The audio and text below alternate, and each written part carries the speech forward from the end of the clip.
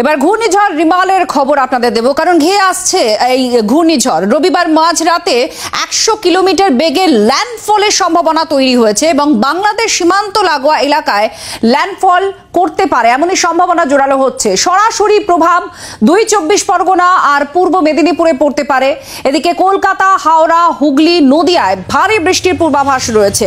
আপনাদের আমরা দেখাচ্ছি ধাপে ধাপে যে ঠিক কত গতিবেগ হতে পারে, কিরকমের প্রভাব হতে পারে।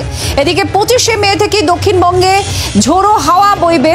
রবিবার মাঝরাতে বাংলাদেশ উপকূলে এটা ল্যান্ডফল হওয়ার সম্ভাবনা এখন সব থেকে বেশি তৈরি হয়েছে। গতি কম করে 100 কিলোমিটার পার আওয়ার থাকতে পারে, অর্থাৎ ভালো বেগ থাকতে পারে। আর অতি গভীর নিম্নচাপে পরিণত হয়ে যাবে এটা শনিবার। রবিবার সকালেই এটা শক্তিশালী ঘূর্ণিঝড়ে পরিণত হবে আর তার বেগ হবে প্রায় 100 কিলোমিটার পার আওয়ার। উপকূলবর্তী অংশ সেখানেই ল্যান্ডফল হবে বাংলাদেশের, এমনটা সম্ভাবনা জোরালো হচ্ছে। শুক্রবার থেকেই সমুদ্র উত্তাল হতে শুরু করবে। পূর্ব মেদিনীপুর, দক্ষিণ 24 পরগনা, এই দুটো এই যে জেলা রয়েছে, এই জেলাগুলোতে অর্থাৎ একেবারে উপকূলের জেলাগুলিতে, উপকূলের অংশগুলোতে সেখানে ঝোড়ো হাওয়া বইবে এবং বৃষ্টি হতে পারে। অতি ভারী বৃষ্টির সম্ভাবনার কথাও বলা হচ্ছে।